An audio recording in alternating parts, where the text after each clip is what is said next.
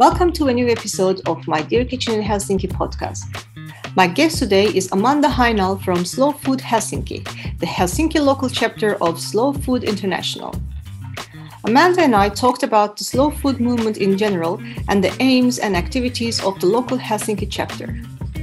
We also talked about problems related to the food system in Finland and what we can do to tackle these issues. You can find more information about Slow Food Helsinki on www.slowfoodhelsinki.org, where you can also find out how you can be a member. We hope you enjoy our discussion, and we hope to hear your thoughts on the social media platforms about Amanda's question in the end.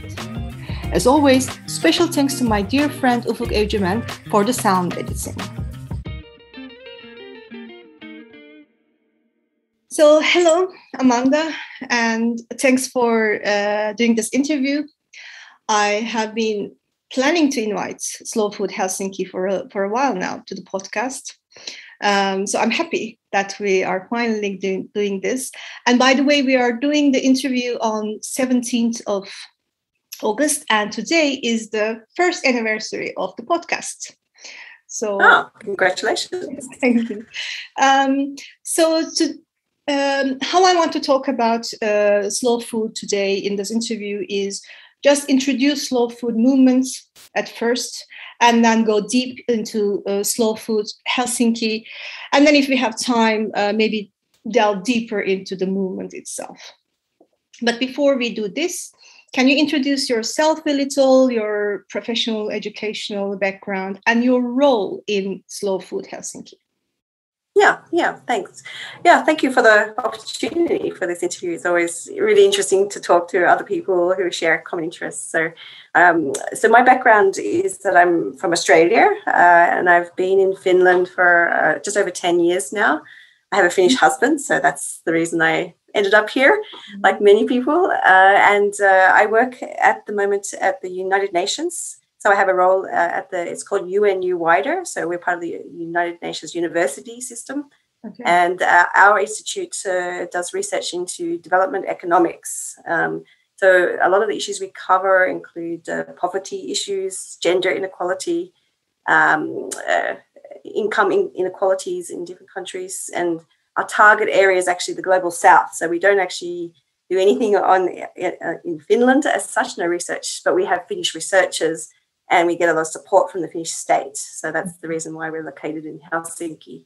Mm-hmm. And so my role, I've been there for quite a number of years, but I actually work in the administration. So I'm in the management team. And my role is connected to my previous roles in sort of international management and NGO. So I've had a long career in sort of this NGO management area. And so that's my background. I don't work with food issues, so slow food happens to be my hobby. Okay. And I now have been involved with Slow Food Helsinki for maybe about 5 years, mainly as a volunteer at the beginning, like very, very loosely connected. And then for the last 3 years, I've been in the board. So we have a small board, and I've been a chairperson for the last 2 years. Okay. So that's my role. Yeah. So let's introduce slow food movement to our listeners. What's it about? What it aims for? What is its short history? Maybe if you can. Sure. Yeah. So slow food is a global movement. So it's been around for just over 30 years. We just had the 30th year anniversary just 2 years ago. So it was formerly an organization founded in 1989 in Italy. So it's a movement that was started as a protest, actually. So there was McDonald's were planning to set up at the bottom of the Spanish Steps in Rome, and the Italians were not particularly happy. So there are many activists who made a protest, and this protest movement became actually an organization. Slowly, sort of gathered steam and became more global. And I think it's in very many countries now. I think there's almost all countries have some type of chapter or organization. Some are very loosely organized. In Finland, it's quite small, I would say, and fairly recent. Mm-hmm. In Helsinki, it formed about 10 years ago, just over 10 years ago.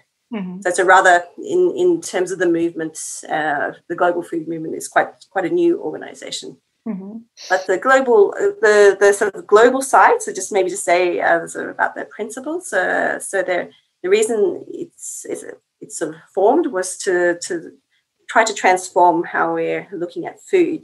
And I think there's three sort of interconnected principles that all the slow food organizations try to work around. And it's good, clean, and fair food. So these are the really key themes of the organization. So good meaning healthy foods, good quality foods. Clean is for the environment, on the environmental side, that it's produced in a sustainable way. And fair is fair prices, and that's for the consumer, but also for the producers, having good working conditions and the prices for producers. So I think these are the three main themes, and how they play out across the world is actually very different. So I think that it's one of the strengths and maybe one of the weaknesses of the organization. That's that the themes are quite big, are very broad, and you can do many things with those themes. So I think that's so all the branches are actually fairly independent and run their own activities. And of course, we are supported by the international office, which is located in Bra in Italy. But we operate fairly independently, actually, in Finland. So that's it's quite an interesting organization. That's we can have our own goals and activities, and we don't actually report very closely. Like we can let them know what we're doing, and we try to, of course, use those themes in everything we do. But there is no sort of top-down approach. So it's very grassroots in that way in Finland. Okay, so. Is it like that for all chapters? Like they're all independent, or? Well, I think that there are some countries, for example, USA and Germany. Some of the bigger countries would have a very maybe a stronger national structure, so that they have a sort of national themes which they work on, and then the local organizations, maybe have to follow a certain sort of program. But in Finland, we don't actually have a national organization, so there's no sort of Finnish goals as such. Yeah. So we have several local chapters, and Helsinki is one of them, and then there's maybe 4 or 5 other ones. So in Turku is one of them. Jyväskylä is another one. There's one in Lapland, and then one of the biggest ones is, and the oldest one is called Slow Food Helsinki, which is in the western part of Uusimaa. So this Tamisaari area. So they're actually the largest one still, I think. So as Slow Food Helsinki, you have some activities, some events. Sorry. So what are your aims as the Slow Food Helsinki chapter, and what are some of your activities and events? Now, of course, I know that because of COVID situation, it's not easy to make activities for a while now. That's true. But you can also give some examples from pre-COVID times, and maybe some of your future ideas and so on. Yeah, so actually we have a very broad range of activities, and we try to sort of meet different types of goals and objectives. So one, I would say, fairly big part is on sort of education or awareness raising, you could say. So this is on a global but also local sense. So raising awareness of global food issues, so on global food security and these the threats to the global food system. So we do a little bit on that side, but we also try to raise awareness of the food systems in Finland. Because I would say Slow Food Helsinki has a very strong international membership. So we do most of our activities in English. And for the last... Fully English. Your website is English fully. That's something that I was really positively surprised as a person struggling with Finnish. Yes, yeah. So many of our members are actually from international backgrounds, just like myself. Actually, in the board, we have only one a Finnish speaker, even, and she's actually originally a Swedish speaker. So So our board is very international, and our activities are all in English. It hasn't always been that case. There has been activities in Finnish before, but I think we took a focus which was the international side, because of the global sort of emphasis that Slow Food has, but also that we saw that the sort of international group of people living in Finland are actually quite marginalized in many ways. So I think we wanted to try to address that. So I think that's a lot of activities we're trying to get to raise awareness of the food systems in Finland, and also try to even look at some sort of integration issues, so that international people could actually get to know Finland better and get to know Finns and get to know Finnish way of life and cultural issues, so that there is sort of more awareness raising on both sides.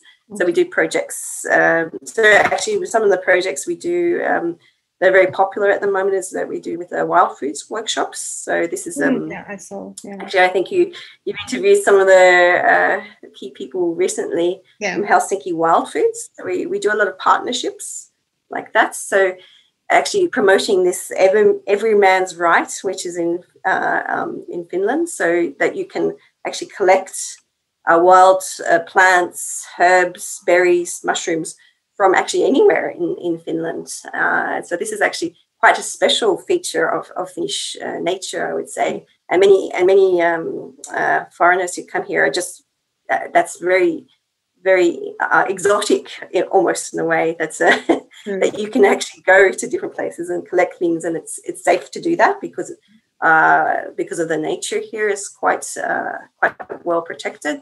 But also that you're allowed to do that.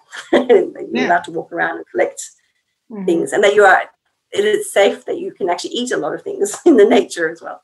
So I think that's been a very popular activity we've done for some time. Then we also do things like supporting local businesses. I think that's very like we do that in different ways. We might do something like a restaurant event or a tour of a local business or farms in sort of the Uusimaa area. So that's to get to know the sort of local food systems, and also for people to find out about what's actually available out there. And then there's other things we do. So cooking workshops is almost always cooking workshops are booked within days, because people actually really want to learn how to do different things, and want to have an interaction. And I think we also see that a lot of our activities have a very strong social side as well. People want to interact and get to know other people. So, and for a lot of foreigners, that's been really important, I think. So Slow Food has become a bit of a mecca for international people who want to meet other like-minded people as well. So I think that's been a really important part. And then another sort of area that this is more on the education side again, is about waste, reducing food waste. So this is I think a very critical issue, of course, all around the world, but I think in Finland it's still sort of neglected area, I would say. So we try to support different organizations who are working in that field. So that's, and we, for example, have did a film screening to show about waste. There was got a video called Waste that we actually saw, and we're sort of promoting that businesses who use those kind of techniques that reduce or reuse or recycle waste. So that's and then what else? Other things, we actually have 2 gardening projects. So another sort of theme that we're working on is about food security, I would say, is a theme, because food security in Finland is quite poor, I would say. I mean, partly because of climate, but there are other factors. So I think there's been a very big trend away from people growing their own food in Finland and many other countries. So trying to promote places where you can grow your own food in a community setting. So we have a project in Annala, in the Arabia area. Yeah, I know. And we also have Mustika Mar. It's called the Edible Park. Yes. Or Söderpuisto. So this is 2 projects that we've been running for a few years, which encourages people to come and work together to grow vegetables. So learning from each other, and it has a very strong social element as well. So people really like to come there, and you meet the people every week. And during this COVID time, actually, I think that's been really important. So it's been a relatively safe activity for people because it's outdoors, and you can meet people. Because I think we've noticed that a lot of people have felt very socially isolated during the last year and a half. So having opportunities to do outdoor activities has been really popular. I mean, that part, especially about doing something about food together with people, is a very important aspect of human experience, I think. Yes, it's very fundamental, I think. Yes. You talked now a little bit about your members being like almost all foreigners. How do you reach the people? I'm curious. Like you show what you're doing, you share your events on, I think, social media and stuff. But how do maybe people find you, or to have, to attract more people to join you? What are your communication channels? Yeah, I think we have a challenge with that. I think it's one of the most difficult things we face at the moment is getting known and people to know what we do. I think we're a very small organization, so we're only volunteers. So there's no paid coordination. So we don't have a very big budget. We don't get any state funding. So it's very difficult to have a sort of even a marketing budget, you could say. So we just rely on word of mouth very much. So and social media. And I guess we post sometimes, for example, in different groups, in these sort of social media groups like Foreigners in Finland, or these kind of when we have free events, then that's really easy to promote those kind of events. So I think we could do a lot better on that side for sure, and it's something that we would like to do more on. Do you have any other demographic information about your members, like gender, age groups, things like that? Yeah, I was thinking that there's still a slight majority who are female. I think we do tend to attract more female members. I guess that's the social element. So women are maybe more still socially. We'd like that social interaction. So most of our male members tend to be from the couple membership. So, they've come with a female member. So and then I think the age group is it's quite wide ranging. But I would say we don't have very many young members. I think it's sort of from the mid-20s to 60s, 70s. So it's a very big range in that. But for example, we don't have any teenage members. So I think that's something we should look into. I think is having more activities that look at youth issues. And then international, I think from countries wise, so we have quite a lot of international members, but we do actually have a lot of Finns as well. So it's quite a good mix. And then the people are from really different countries. So from very many from European countries, from Asia as well. We have very strong interest, and then probably a little bit less from the Americas and Africa. So I think we could maybe do more interest to attract people from different countries as well. Yeah. So now a little bit about slow food, but also movement, but from the context of also in Finland. Now, I studied, of course, slow food movement, Slow Food Helsinki, to prepare for this interview. And there are in Slow Food International website, there are quite a lot of documents if you want to read more and learn more. There are manifestos and so on. And slow food there are several things that come a bit more highlighted, maybe. Which one of them is Slow Food is talking about food being political. And I agree with that. Food is not maybe political. Food is not sometimes political. Food is absolutely political. I'm curious, how political do you think people view food in Finland? I actually think that it's not seen as very political in Finland. I think actually, I've lived in many other countries. I think it is actually a more political issue in other countries. I think it's changing. I think we see there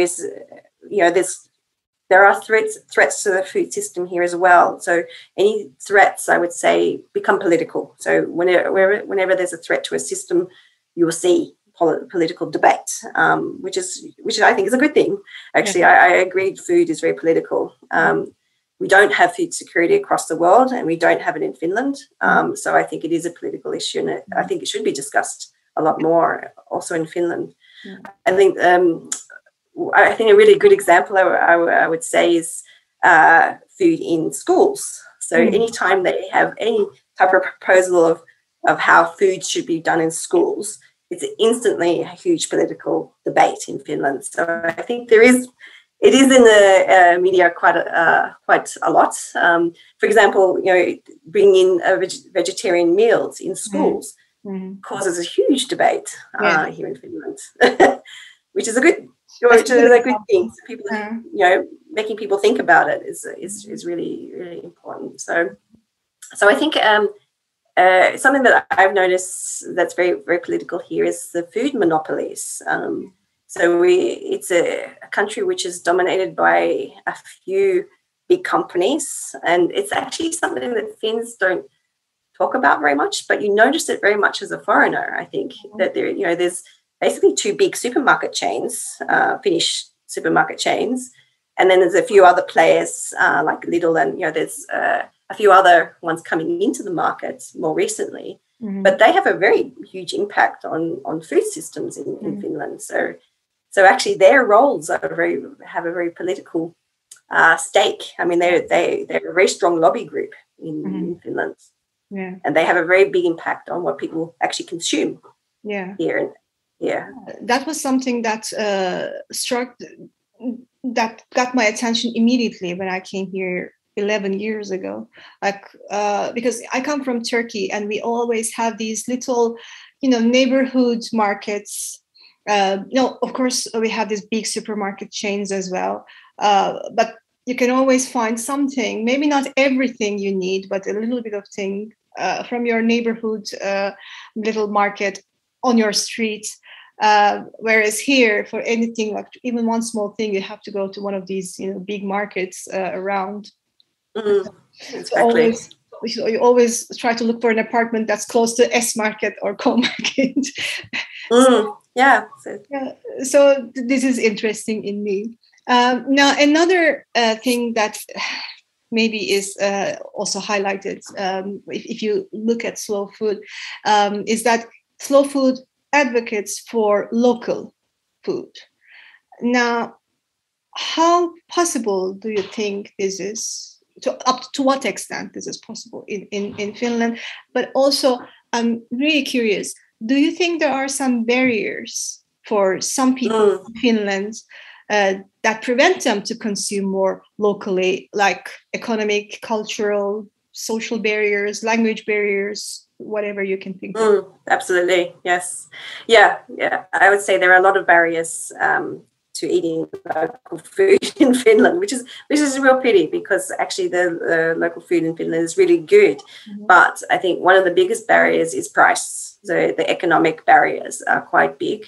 So I think local food coming from Finland is often not within people's price range, like your daily budget, because of the labor costs of actually collecting or producing food in Finland is higher than in many other countries. So, but even really basic foodstuffs like apples might be cheaper coming from Spain than they would be from Finland.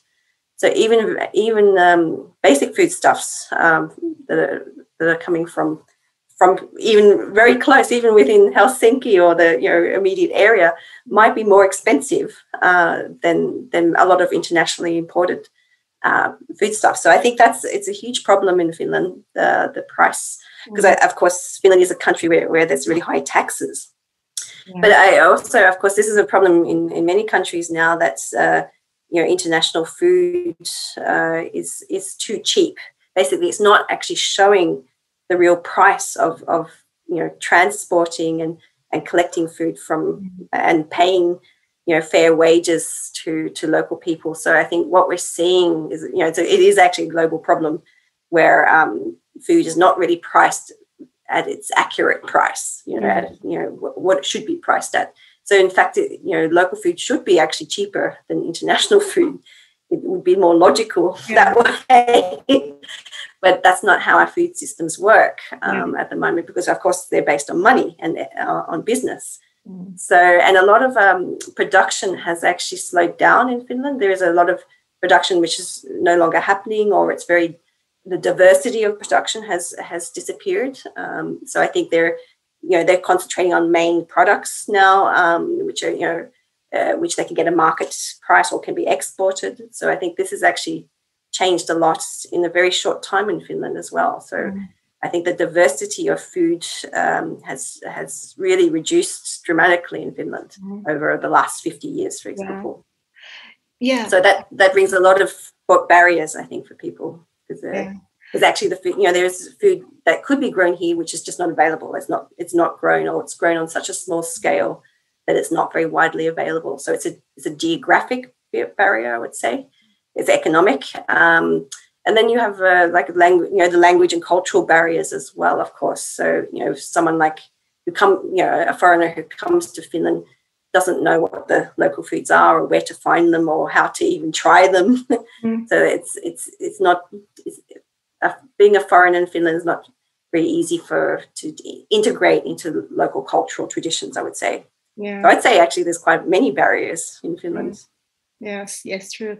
And for example, about the economic barrier, I mean, the COVID situation really affected my business. I'm a food entrepreneur, and really affected my business. So right now I'm really checking the price of what I'm buying. So economic side of the food, now I'm paying more attention, unfortunately. And then for about a bit less than a year now, I've been enrolled with Omama Food Cooperative. Oh, yeah. I first started by interviewing them also in October last year for the podcast, and then I started collaborating with them, hands-on collaboration. And that's when I realized how, even after living for 11 years in Finland, how much I didn't know about the possibilities of what you can grow here, and the diversity that they are producing and trying. And it's been very, eye-opening for me. So it is possible. And then even learning more, like how some of the things that used to grow here are not grown here because of industrializations and stuff, which is now less diverse than what it used to be. So exactly. Yeah. So now we talked already a bit about the existing food system related problems in Finland, and I was going to ask you if you thought Finland is food secure or not, and you already said that is. No. I agree. Definitely not. Yeah. Now, considering all this, there is a question of, and it's something that we always come at some points with all my guests in the podcast, sustainable food system or food sustainability. Now, what is the definition of a sustainable food system according to Slow Food Helsinki? Well, I would say, I would go back to this local concept. So I think sustainability means that you can grow local foods on a continuous basis, and that you have access to those foods. So I think for me, sustainability is a lot about access as well. So it connects to very many different issues. So sustainability means that you're not transporting your food across the world, because there are a lot of reasons why there are food security insecurity in other parts of the world as well, which can then also affect Finland as well. For example, environmental disasters or climate change or war and conflict situations are very widespread and probably, you'd say, increasing. So I think sustainability in Finland means that Finland is growing its own food, and that it's away from industrialization, so industrialized food systems. So going back to more traditional market, open markets and farmers markets, and away from industrial giants making the food. So I think this is and then, of course, protecting the biodiversity of food. So I think biodiversity is a very big theme in slow food. Yeah. So protecting local species and local production methods. So not just the actual different types of plants or fruits and vegetables, but also animal breeds and ways of producing food. To maintain those. I think these are for slow food a very key part of sustainability. A little bit of the parenthesis about producing more local. There's also a discussion though when it comes to local production that it's, if we would only, let's say, not just in Finland but in anywhere else, if we just produce local, then there will be also this time a lot of pressure put on the local producers, small or especially small producers. So how do you think that we should approach it to them? Not just saying we should produce more local is not enough, of course. So how do we get past that pressure? Yeah, I think that pressure won't go away, of course. I mean, the population density in the world is growing massively. So it's obviously a pressure in many parts of the world, is how to feed the world's population, and we can do it, but we're not able to right now. And so of course there will be pressure. The more people we have, the more pressure there will be. But I do think that our current industrial system, which relies on huge supply chains and massive amounts of transportation of food, is just not sustainable for the environment. So I think the sort of environmental sustainability and food security and food sustainability are very close. They're all very closely connected. So if we can't come up with ways to produce food which protects the environment or sustains the environment, then we're in big trouble. So, and we can see that across the world. So, now I'm very curious about the next question. I'm very interested in people or communities that are marginalized by the food system, global and local food system. Well, we talked a little bit about, for example, foreigners in many different aspects, not just food, having difficulties in Finland, accessing integration and information and so on. But in Finland in general, who are these maybe marginalized communities, communities marginalized by food system? And do you think that slow food movement, Slow Food Helsinki, can be a somewhat empowering factor for any of these communities, and how? Yeah, I'd like to think so. I think there are very many marginalized groups in Finland. I think even despite Finland's image of being a fairly rich northern country, there is actually quite many people that live below the poverty line in Finland. So I think there is a growing number of people who are not managing well because they don't have jobs or they don't have social networks that can support them. So I think there are growing numbers of people who are lining up to the food banks, for example. Yeah. I used to live near one, and the queues there. Near one too. Yeah, so the queues there, are massive, and they've only gotten worse, I think, with the pandemic, because I think most people would agree that the pandemic has probably benefited the super rich billionaires, but it has not benefited most other people. Yeah. And so I think the poverty is increasing in Finland as well. So I think there's huge numbers of groups of people who are very, highly marginalized, even in Finland. Even with a very strong social welfare state, there are still marginalized groups. And I think there are humanitarian people have come here on humanitarian grounds. So I think they're of course a very important marginalized group. They are, I think, recognized, but still, and then, they do get a lot of support mechanisms, but it's probably still not enough. It's not sufficient to mean that they're not marginalized socially and economically and culturally in Finland. So I think the marginalization takes many forms in Finland. It's been a country that's been a monoculture for a very long time, and so having large numbers of compared to the population, a large number of immigrants coming it's still quite a shock for the country, I think. And I think we see that playing out in the sort of national politics a lot with the Finns party, for example. They pick on a lot of the immigration issues and other populist issues. So I think there's a big divide also between urban and rural areas. I think a lot of the rural areas are actually very poor nowadays. There's no jobs, there's no services. So I think you see marginalized, even older people there are some villages and towns where there's just no young people living at all. So I would say those people are actually quite marginalized as well, because they don't have access to services or even the same kind of food products that we do in Helsinki. Yeah.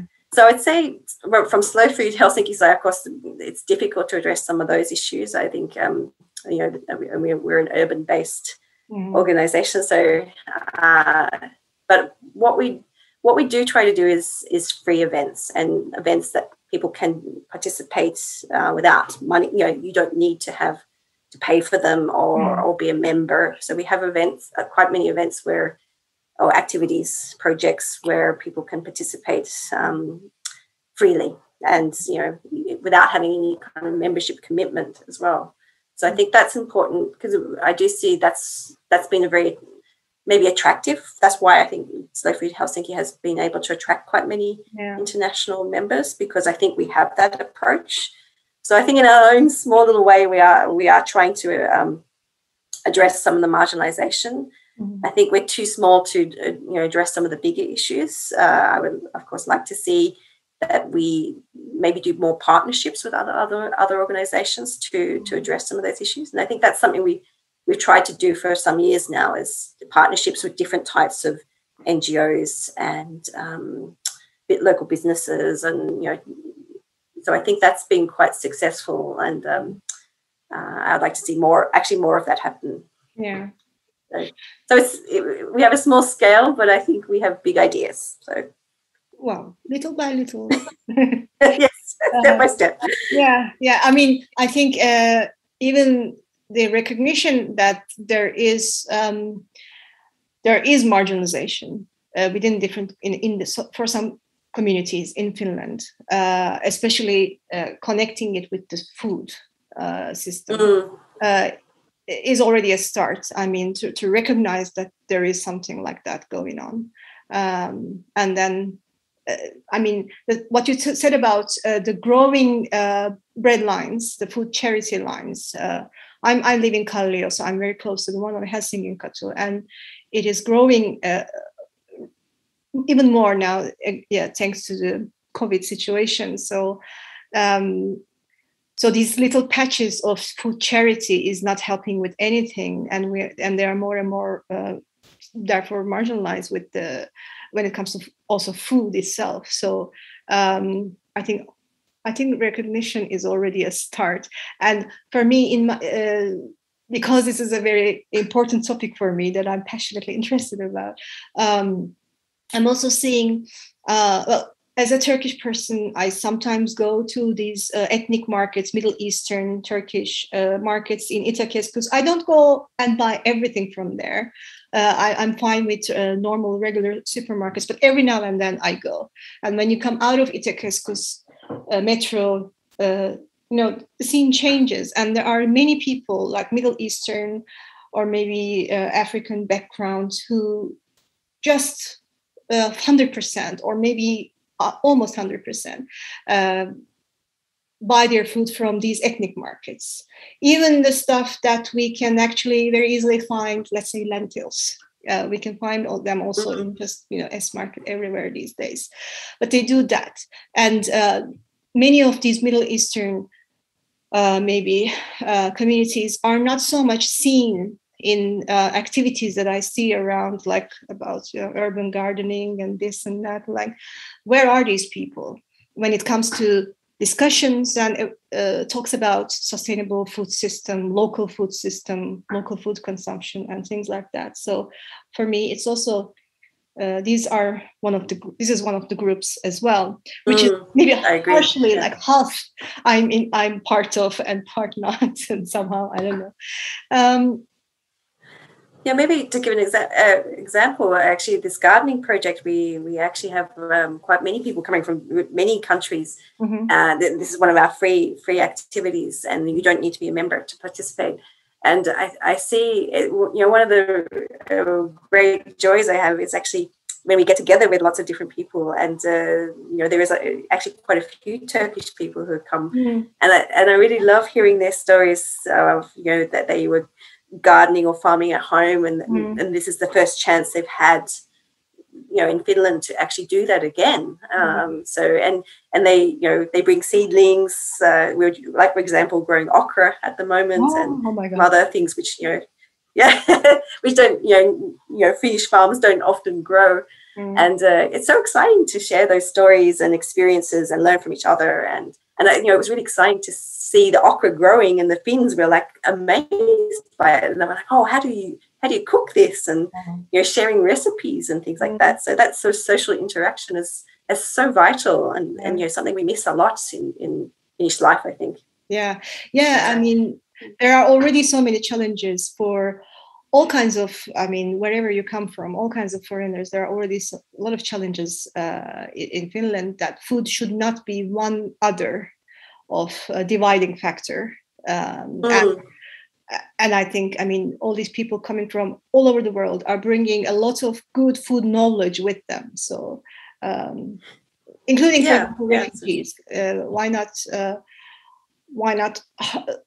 somehow connect them with this culture and this country, using their food knowledge that they brought from their home. So these are important. It's really important. But moving on, I have this question that I always think about, and let's see what Slow Food Helsinki, what you think about this. Now, there are views supported by research and science that more plant-based or vegan diet is the best for food sustainability, environmental concerns, etc.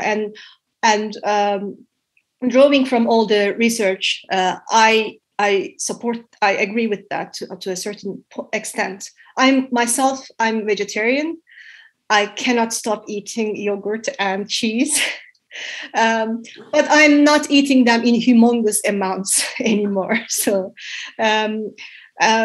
there's that. But then on the other hand, there is the traditional food knowledge, centuries and centuries old food knowledge, such as artisanal and raw milk cheese making.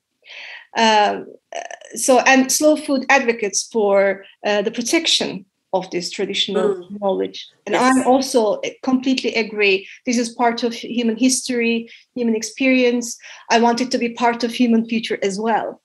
But it kind of, if you, of course, look at it in a very maybe black and white situation, it kind of looks like conflicting two opinions. So I wonder what a movement like Slow Food thinks about this plant-based diet or veganism from the point of maintaining traditional non-vegan food knowledge? Yeah, actually, I think there isn't support within the slow food movement to only have plant-based diets. So I think I would go back to this biodiversity and the diversity of the food system. So I think, as you mentioned, it's part of human history that we've had really diverse diets and very seasonal diets. So I think so looking more at having a choice of different foodstuffs which are produced locally as much as possible in a sustainable way. So it's not focusing on being plant-based or animal-based. It's actually opening up the possibility that as long as it has an environmental background, as in that there is an environmental decision basically on how the food is produced. So it's not about being animal or plant. I think there's no.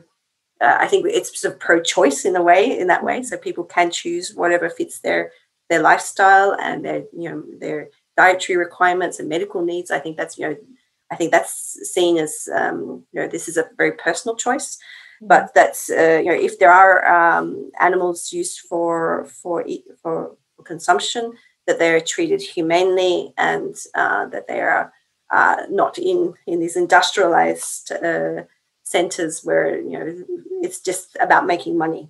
So it's very much just supporting local animal breeds that are well adapted to their local environment. So that's something that's been a big issue in Finland, that a lot of the in the last 30-40 years, a lot of the production of meat has been very concentrated on certain varieties, and there's the older variety species of cattle or for example a disappearing. So I think if there is more production of sort of more traditional species or species which are well adapted to the Finnish environment, I think that having meat in your diet is something that's then just a personal choice. So I think it's not I would say a movement that supports veganism or plant-based, but it supports choices which have an environmental background to it. And I think maybe like instead of completely abandoning for the whole human beings to these animal products or animal eating, maybe the first step should be making this consumption a bit less, but then focusing on humane product, it's really important, and environmental friendly, and it's out of control because of the ways that we produce these things. So this industrialization of meat and the meat industry has gone completely the wrong way, and how we treat animals and how it's affected the environment and contributing to climate change. So some of the lobby groups are very, very strong from the meat industry. So we definitely don't support this sort of lobby groups which are just lobbying for their own industry. So I think this is something that we like to see, that the food systems move away from. That this industrialization of food and meat has not been a benefit to us as humans and for human health. Because I think you can clearly see from all the studies that most of the northern countries rely too much on meat. So it's not very actually healthy for human health to eat so much meat. So I think there's plenty of studies that show that now. But it doesn't mean that you need the reasoning is it doesn't mean you have to go completely the opposite way. It just means there's more choice. We need more choice in how food is produced. Now we have still some time, so we can talk a little bit also about back to the slow food movement in general, but in a bit of more depth. Now, from your personal point of view, you don't have to answer that as a Slow Food Helsinki representative or anything, but slow food movement is, as you said, more than 30 years old movement. I didn't know. I mean, even though I know, of course, about slow food movement before this interview, I didn't know it was that old. So I was very. I thought, for some reason, I thought that it started in late 90s, whereas it's much older than that. So how do you see the slow food movement today? Where is it, or what is its position? Yeah, it's a good question. I think. I think the slow food is very different in different countries. So I think there's different challenges facing the movement in different countries.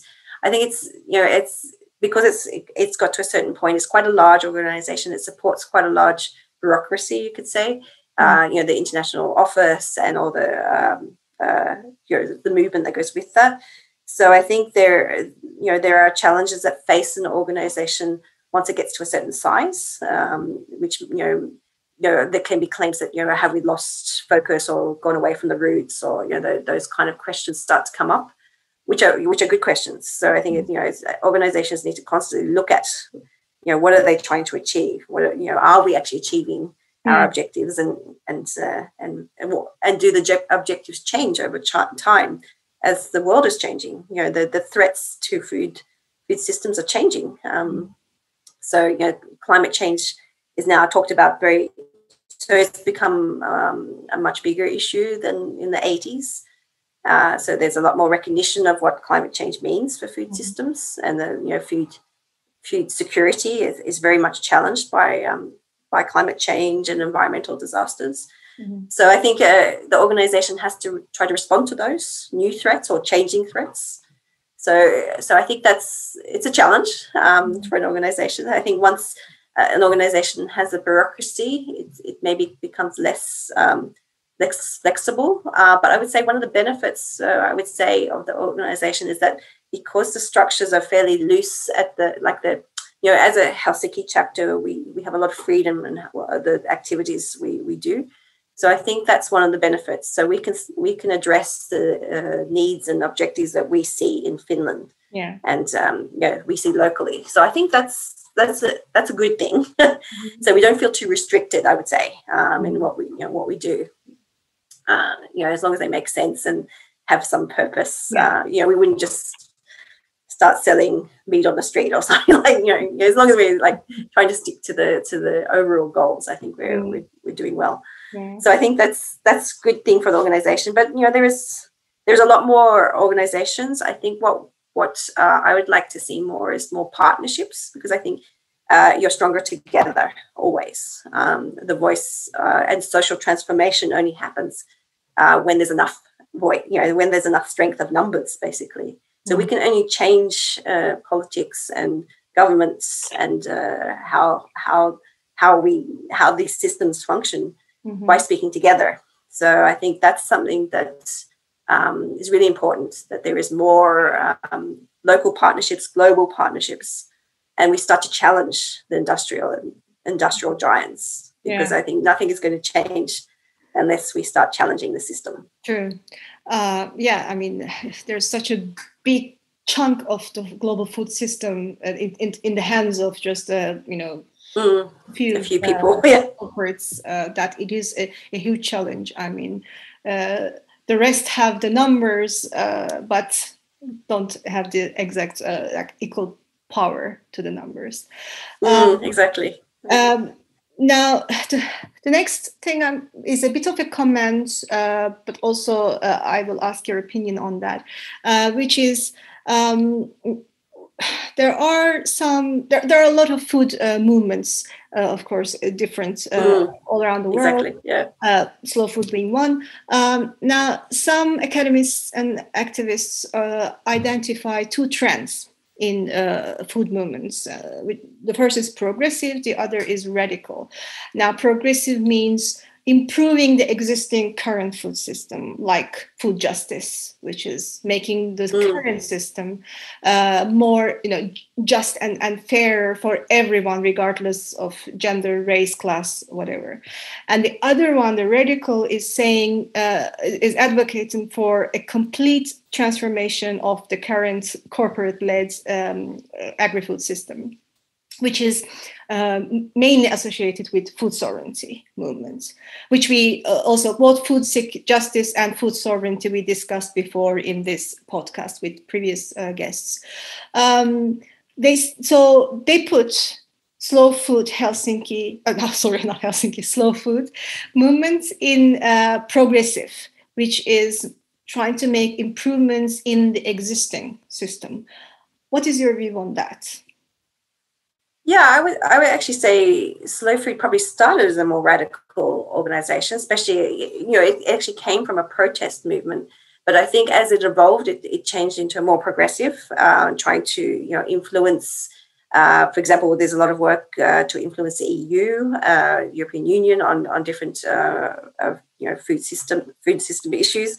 Mm-hmm. So I think it changed into a progressive, but I think now we're starting to see there is a movement towards going back to more radical. I think there's more questions now being asked that are, on the radical side about food sovereignty and, this transforming the systems, because I think maybe this progressive approach hasn't been seen as having enough impact, or, the change has been too slow. So I think there are now more questions coming that I think there's a lot of members who would like to see Slow Food being more radical.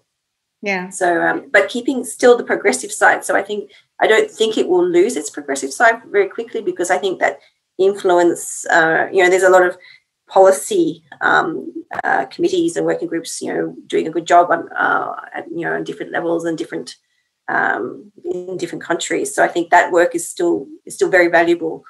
But I think working together, I think coming back to these partnerships, I think working together with more radical slow movements would actually maybe have more impact. And I think most people see that we're coming to a point in maybe human evolution where something more drastic needs to happen. I think a lot of people feel that this, how we're living now and how the things are functioning now, is not going to last. There's a lot of sort of movement towards making a bigger change in how things run.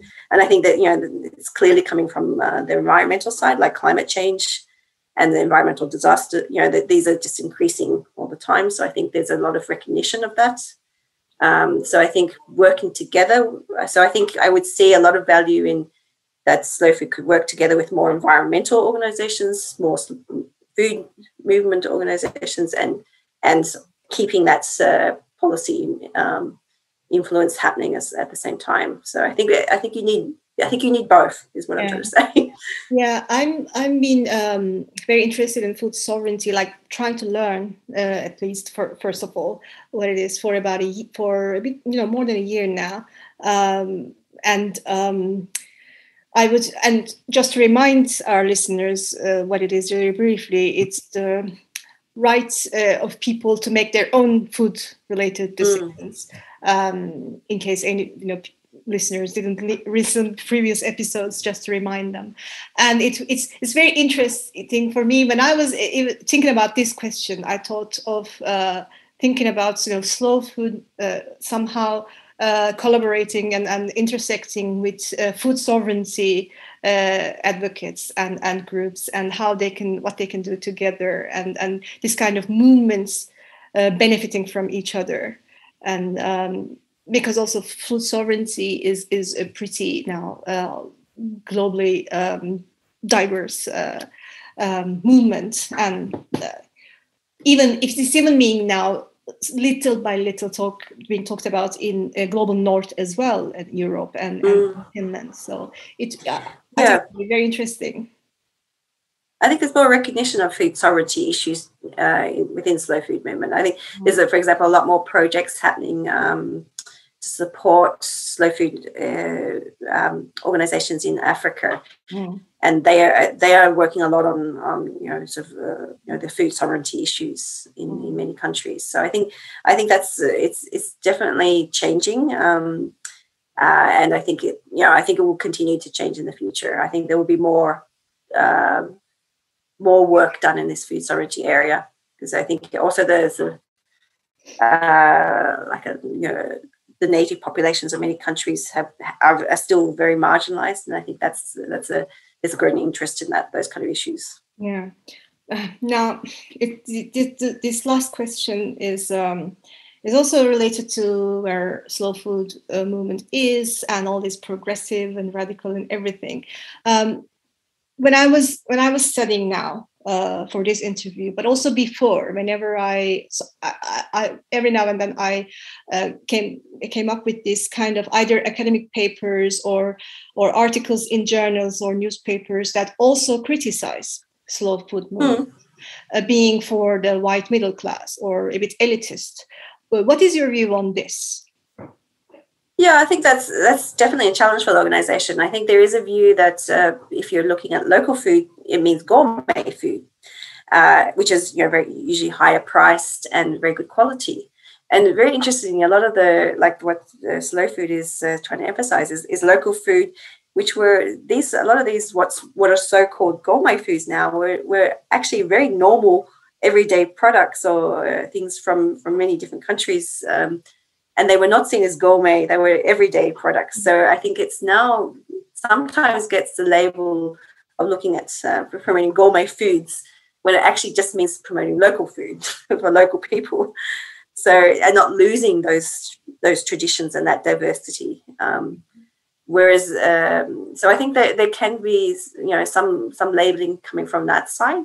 I think membership is probably still quite, maybe the majority are still in the north, in the north, and from fairly well-to-do countries, like Finland or Germany, America, Australia. There's big memberships in these countries, and I think that's true. But I think that when the organization moved to its more progressive stage, that was kind of a natural attraction for people in those countries. And I think now that it's starting to have more elements of the radical, more questions about that, I think that's changing. I think there's a lot more young people, for example, joining, and there's sort of more these more radical questions are coming from the youth members for sure.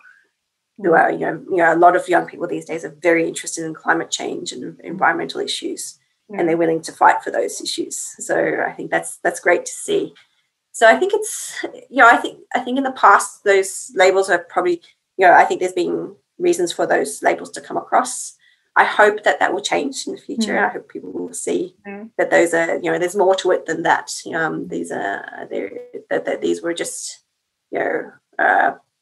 labels and people can see beyond that, and that the organization does continue to change and evolve as well. Yeah, sure. So I think that's, again, more than I would say some of the criticisms also come from because maybe the organization is so broad and so maybe the objectives have been quite loose, so that it's sometimes hard to define what slow food is doing or what its objectives are. So that's also, I think, a lot of the other food movements or environmental organizations have more specific objectives.